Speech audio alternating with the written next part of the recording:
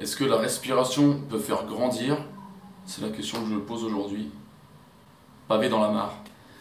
Alors aujourd'hui, je vous parle de la méthode pêcheur. Alors j'ai pas de blague spéciale avec. Alors voilà, la méthode pêcheur, c'est quoi? Ce livre qui est de Pierre Sébir, c'est donc au nom de la méthode pêcheur. Pêcheur qui était un docteur du XXe siècle du coup.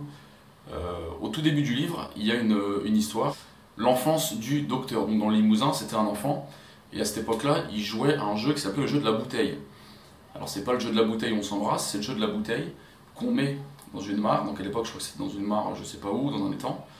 On prend une bouteille remplie, on la verse, on la renverse dans l'eau par le principe de je sais plus quoi, l'eau ne part pas de la bouteille.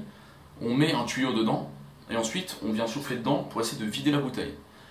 Et il s'est rendu compte, le docteur pêcheur, qui à l'époque n'était pas docteur, que c'était un enfant, que ceux qui étaient les meilleurs à ce jeu-là, le jeu de la bouteille, c'était ceux qui étaient les plus costauds généralement, ceux qui étaient les meilleurs dans les sports, ceux qui avaient les meilleures capacités physiques. Alors pourquoi ça?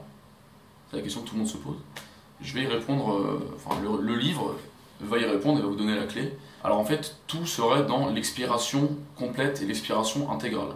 Donc qu'est-ce que ça veut dire? En gros, c'est la méthode pêcheur. La méthode pêcheur, c'est l'expiration complète. Alors Pierre Sébir, dans son livre, il pointe l'inefficacité des méthodes d'inspiration volontaire, dite en général c'est une méthode suédoise.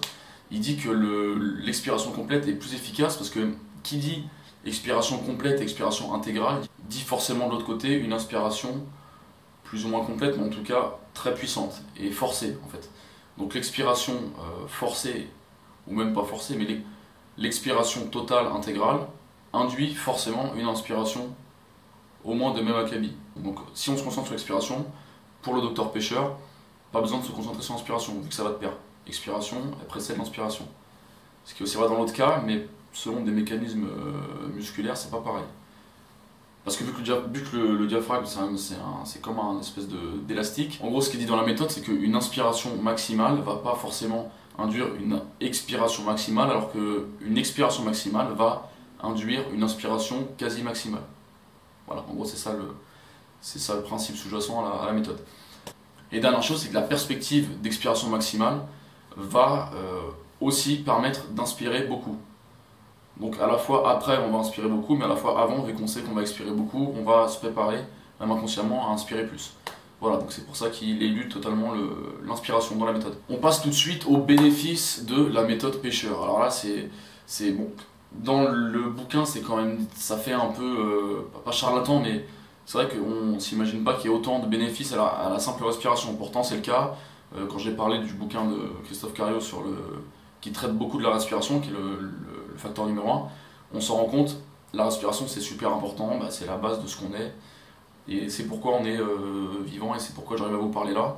Sinon, je serais en PLS sur le côté en train de suffoquer. L'un des premiers bénéfices de la respiration et particulièrement de la méthode pêcheur, donc d'expiration maximale, c'est de rétablir l'acidose, donc l'équilibre acido-basique. L'auteur nous dit que la méthode, elle n'est pas alcalinisante ou basifiante, elle est rééquilibrante. Donc elle permet de rétablir cet équilibre acido-basique. L'inspiration est acidifiante et l'expiration, elle, est donc basifiante. C'est pourquoi l'expiration maximale permet de rééquilibrer cet équilibre. Deuxième bénéfice, ça assouplit la cage et ça redresse le dos. Donc c'est là où on en vient. Meilleure posture, plus de verticalité, on est plus droit et on se tient plus haut. Donc on est plus grand. Voilà, c'était ça le petit... Et c'est comme ça d'ailleurs que le docteur pêcheur, qui a d'ailleurs officié sur des blessés d'après-guerre, après la Première Guerre mondiale il me semble, c'est comme ça qu'il guérissait les anciens combattants en fait. Est-ce qu'il les a fait grandir? Bon, c'est une autre histoire, mais peut-être. Troisième, enfin bon, il n'y a pas de liste en fait, hein, mais je prends comme ça vient.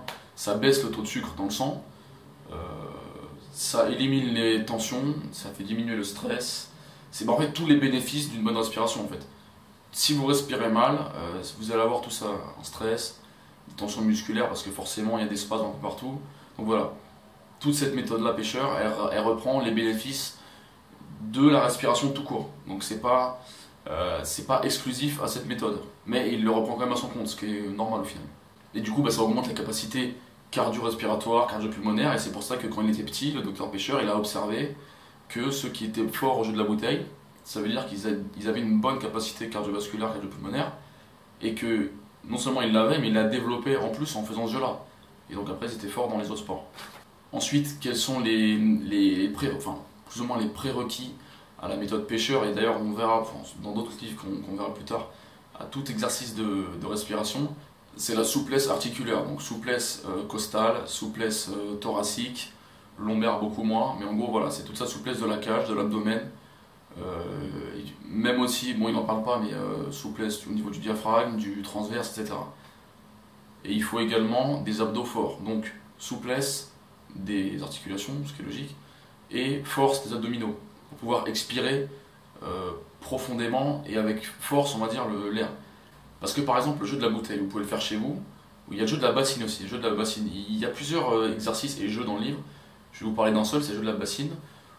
On prend une bassine ou même un bol rempli d'eau, on prend une paille ou un tuyau, et en fait on va venir souffler dans l'eau sans discontinuer, et le but c'est d'atteindre 1 minute. Et généralement, un adulte en bonne santé, il doit faire 1 minute, au moins. Et je suis sûr que là, faites-le maintenant, après la vidéo, et je pense que personne quasiment fait 1 minute, à part les grands sportifs ou ceux qui ont une bonne respiration. Pour peu qu'on ait une respiration saccadée, pour peu on soit un peu tendu, pour peu qu'on ait un mauvais contrôle de sa respiration, ça va être, il y aura plein de petites bulles, on va reprendre des inspirations sans s'en rendre compte, ça va être pas beau. Ensuite dans le livre, il nous décrit les facteurs qui dépendent de nous pour régler cette respiration. Première chose, les narines.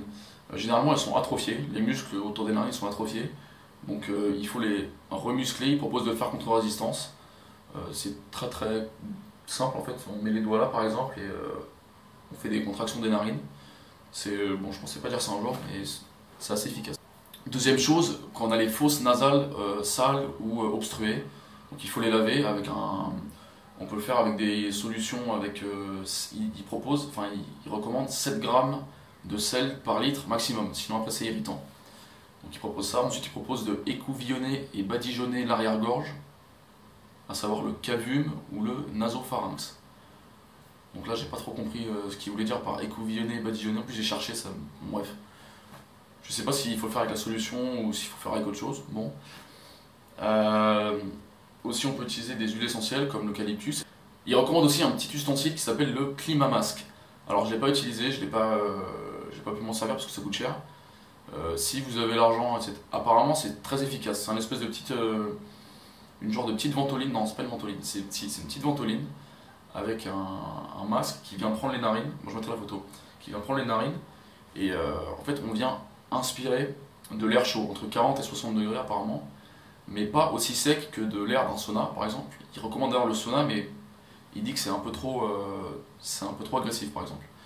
Et donc du coup le Climamasque apparemment c'est efficace parce que on peut mettre aussi des huiles essentielles dedans. Il y a comme un chargeur, c'est un peu comme un truc de paintball, on met les huiles essentielles dedans et après on inhale. Apparemment c'est efficace, mais ça coûte quand même dans les 130-140 euros. Donc je sais pas si quelqu'un a déjà utilisé ça. Ensuite, dans la chose qui m'a un peu intéressé, il parle des différentes... Ensuite, une autre chose qui m'a un peu intéressé, il parle du bâillement. Il dit que c'est nécessaire et il dit que c'est souhaitable et même nécessaire. Donc comment bâiller, je dis dans l'autre vidéo, il suffit de produire le son K avec le fond de la gorge, ou alors de faire GNE avec un G dur, comme dans Grossier. Il dit que bâiller ça permet de recharger les batteries, c'est super utile.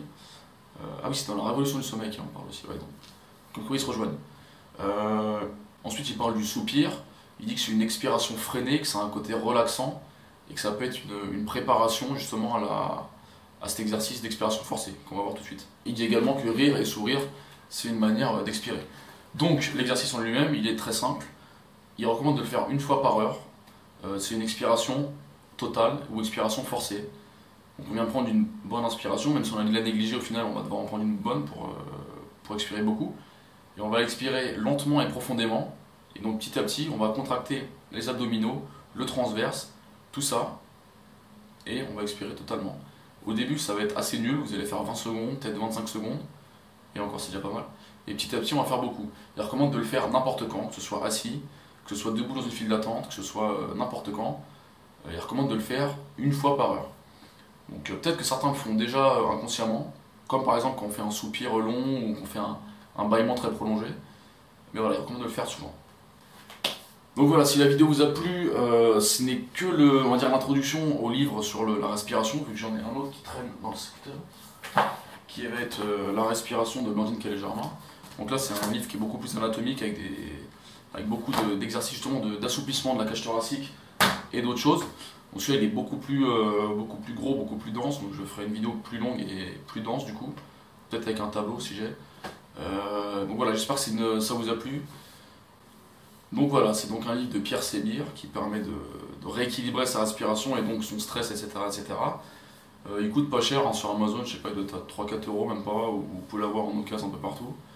Franchement, c'est une bonne lecture pour commencer sur la respiration. Moi, le livre, j'ai plutôt bien aimé, j'ai lu assez longtemps, mais j'ai plutôt bien aimé. La première partie, c'est plutôt de la pub, il fait il parle justement de l'enfance du docteur, de comment il a guéri les gens, de comment c'est miraculeux, etc. Donc ça c'est un peu chiant à lire. Après, tout ce qui est pratique, c'est pas mal. Après, le livre n'est pas aussi pratique que certains autres livres, dont celui que je viens de montrer là. Mais après, les exercices sont assez sympas. Donc pour débuter dans tout ce qui est exercice respiratoire, c'est vraiment un bon bouquin. Moi, je vous le recommande, c'est un truc à avoir quand même dans sa bibliothèque. Voilà, c'est cool.